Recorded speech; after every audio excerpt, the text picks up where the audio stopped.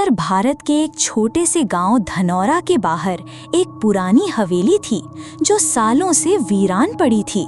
गांव वाले उसे शापित हवेली कहते थे।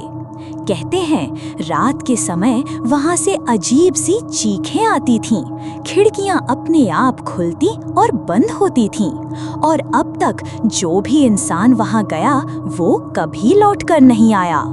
आरव एक युवा यूट्यूबर था जो डरावनी और सच्ची घटनाओं पर वीडियो बनाता था।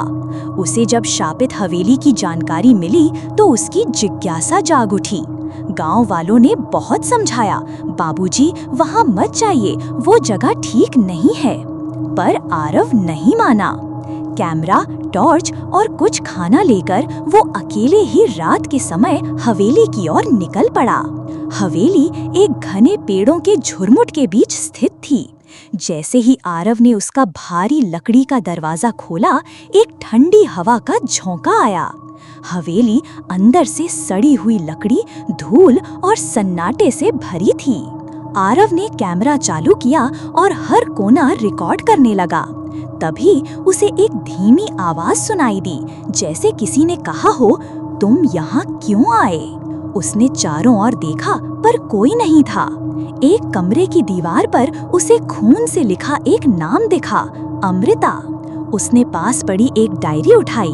उस पर लिखा था, मुझे बंद कर दिया गया, जिंदा इस हवेली के तहखाने में। मुझे बचाओ, मैं अमृता हूँ। आरव का दिल तेज तेज धड़कने लगा। फिर अचानक एक दरवाजा अपने आप खुला और सीढ़ियां तहखाने की ओर जाती दिखीं। आरव नीचे उतरा।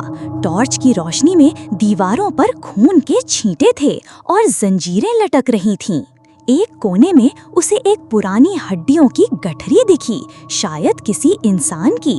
तभी एक औरत की चीख सुनाई दी, इतनी डरावनी कि उसकी रूह कांप गई। और तभी टॉर्च बंद हो गई। अंधेरे में आरव किसी के पैरों की आहट सुन सका।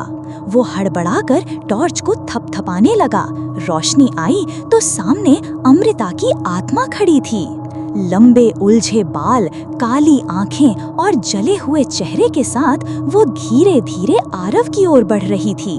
उसने कहा, तुम भी मेरे जैसे बनोगे, हमेशा के लिए, अकेले, इसी हवेली में। आरव चिल्लाया, भागा, पर हवेली के सारे दरवाजे बंद हो चुके थे, जैसे हवेली ने उसे निगल लिया हो। अगली सुबह गांव वालों ने हवेली के बाहर आरव का कैमरा देखा। उसमें आखिरी रिकॉर्डिंग बची थी।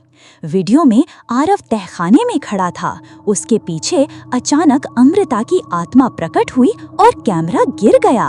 वीडियो एक डरावनी चीख पर खत्म हुआ।